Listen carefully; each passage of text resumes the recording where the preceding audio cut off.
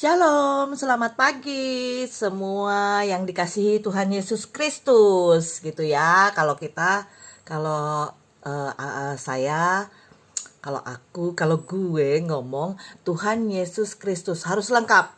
Jadi bukan hanya Yesus. Yesus pada zaman itu banyak dipakai orang ya namanya Yesus. Tapi kalau Tuhan Yesus Kristus itulah Tuhan penyelamat kita gitu ya.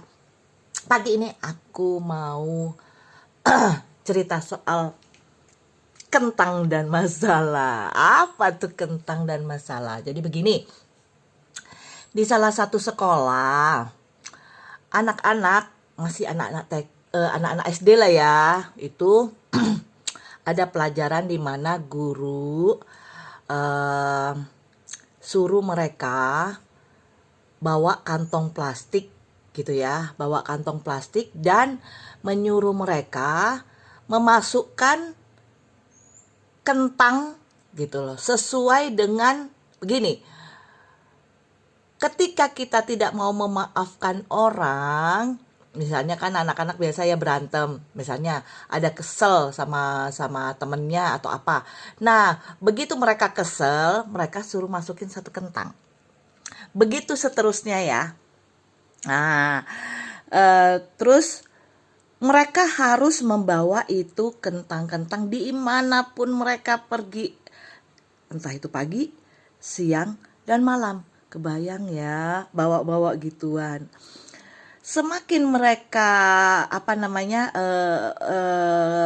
berhari-hari mereka tidak mau memaafkan, baik maafkan teman, maafin mama, papa, atau siapapun, mereka harus mengisinya dengan satu kentang, satu kentang, satu kentang. Lama-lama banyak ya, untuk ukuran anak-anak begitu, setiap hari dibawa-bawa berat. Bukan hanya berat, semakin hari itu yang namanya kentang pasti akan busuk. Gitu ya.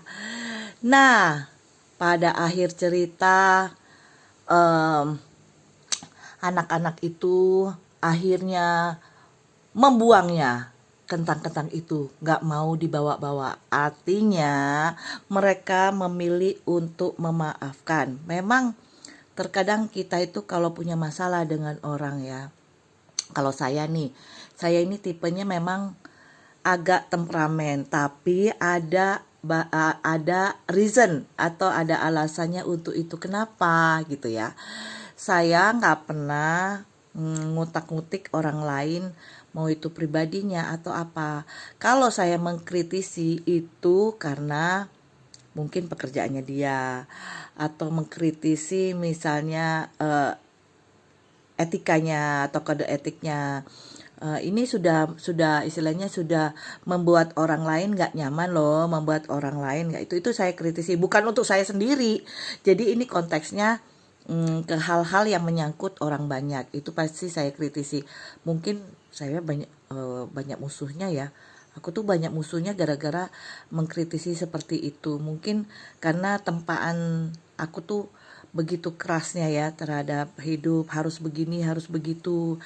Pekerjaan juga kan, di perusahaan satu dia punya peraturan yang seperti ini. Semuanya sebenarnya peraturan itu untuk membuat karakter kita semakin kuat, karakter kita untuk etika kita juga terarah gitu ya. Nggak ada yang peraturan itu dibuat untuk menjerumuskan kita. Begitupun dengan firman Tuhan. Firman Tuhan itu penuntun. Semua ditulis di situ, baik untuk etika, untuk kita menghormati orang, untuk kita menanggapi orang lain, sehingga kita tidak menjadi masalah dalam diri kita. Jadi kita nyimpen. Saya itu orangnya nyimpenan, jadi semua masalah itu disimpan, dipikirin, emang gitu ya, emang begini. Nah, kalau kita mau enteng tuh, kayak tadi anak-anak yang tadi jadi memutuskan untuk membuang kentang itu karena sudah keberatan gitu ya. Nah, kita sebaiknya membuang, tapi membuangnya dengan satu kalau saya sikap saya membuang itu dan kemudian berpikir bahwa mungkin orang pasti melakukan kesalahan. Kita maklumi ya, tapi kalau aku tuh mengambil satu posisi atau mengambil sikap, ya kita harus sama-sama nih. Kalau aku membuang itu, kalau aku nggak mau istilahnya orang itu juga dikritisi tidak mau berubah, ya saya yang menghindar gitu kan, beres gitu ya. Karena kita selamanya kita kalau adu argumentasi dengan orang yang tidak terbuka juga untuk dikritisi, ya susah juga. Sama juga bohong kan. Kita kayak buang-buang amunisi nih gitu loh. Buang-buang mutiara ke mulut babi gitu kan. Babi lagi yang disalahin ya.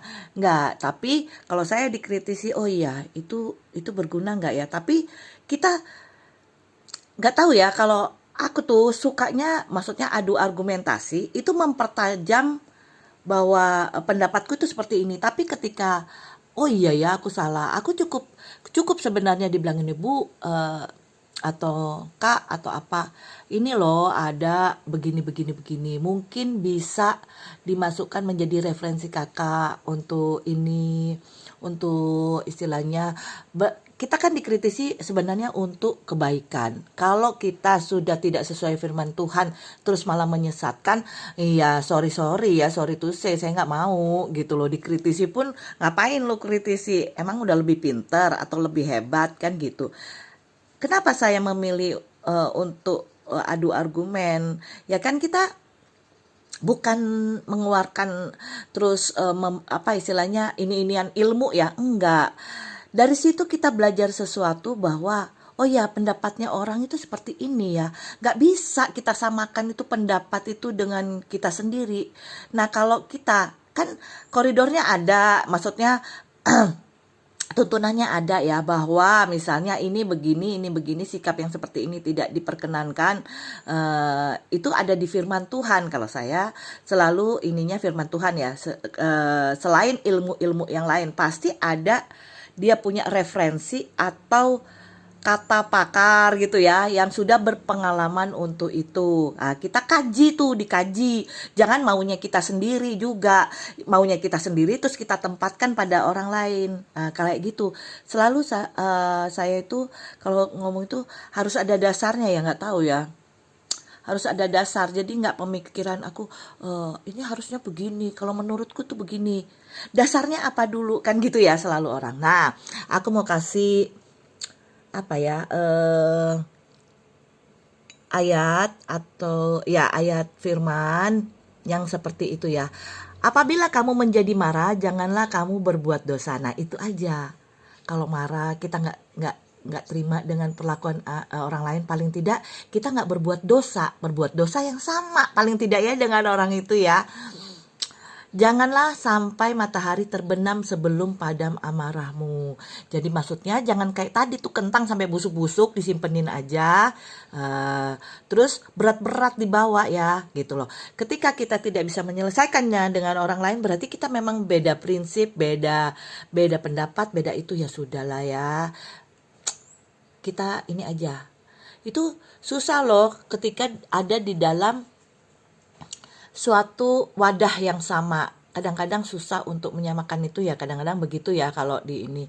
Kalau kita hidup sendiri itu akan lebih gampang. Ya sudahlah, itu apa. Jadi kita memilih untuk bagaimana nih kita menyelesaikannya. Kalau nggak perlu diselesaikan ya udah nggak usah gitu ya. Memilih untuk menghindar aja gitu, karena nggak usah perlu diselesaikan karena udah jelas. Misalnya nih siapa yang salah tapi ngotot, ya udah ditinggalin. Orang jelas-jelas salah tapi masih ngotot kan, kita nggak usah gitu ya. Terus ada lagi, itu di Efesus 4 ayat 26. Nah, berhentilah marah dan tinggalkanlah panas hati itu. Jangan marah, itu hanya membawa kepada kejahatan ya. Kadang-kadang kita jadi otaknya kemana-mana. Otaknya mau awas lu ya gini-gini untuk menjatuhkan. Nah itu udah kejahatan ya. Itu di Mazmur 37 ayat 8. Satu lagi ya. Sebab itu terimalah satu akan yang lain, sama seperti Kristus juga telah menerima kita untuk kemuliaan Allah. Itu di Roma 15 ayat 7. Terkadang kita menerimanya itu mungkin satu gengsi, satu ya pokoknya kita berkeras. Kalau saya selalu belajar untuk menerima ya, bahwa orang itu nggak nggak seperti saya mungkin pemikirannya, atau kita, tapi paling tidak ayo kita pecahkan bersama yuk. Kalau sudah nggak bisa ya udah aja.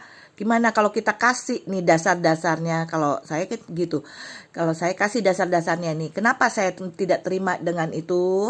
Ini loh, gini gini gini gini. Kenapa saya itu? Tapi kalau misalnya ada juga yang bener, oh iya ya, iya ya, kok saya nggak kepikiran ya? Itu kebesaran hati loh untuk menerima sebuah kritikan atau sebuah omongan. Kebesaran hati untuk yang, oh iya ya, kok nggak kepikiran ya? Oh ya Bu, nanti saya perbaiki. Atau oke, nanti saya jadikan itu referensi saya untuk mengerjakan ini. Itu kebesaran hati mungkin ya, gitu. Kebesaran hati untuk menerima kritikan, untuk kita berubah. Kalau kita istilahnya tujuannya untuk kebaikan, kenapa enggak gitu loh.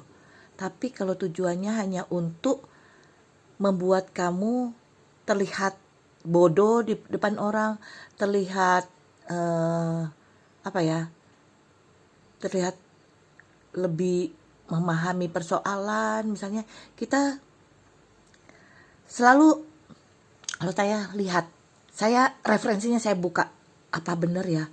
Kalau nggak benar saya malu ngomongin gitu loh. Mendingan saya mundur aja kalau kayak gitu kan. Tapi saya berusaha untuk membuang itu, recharge, kecuali jika orang itu ngulik saya terus ya, menggoda. Nah itu udah iblis itu. Kalau sudah iblis ya tinggalin aja lah, biarin aja dia panas hati sendiri, atau ingin diakui apa gitu ya, selalu menyari-nyari ini orang, masalah orang atau apa gitu. Udah tinggalin aja, itu iblis gitu. Jangan bikin hati kita busuk gara-gara iblis ya.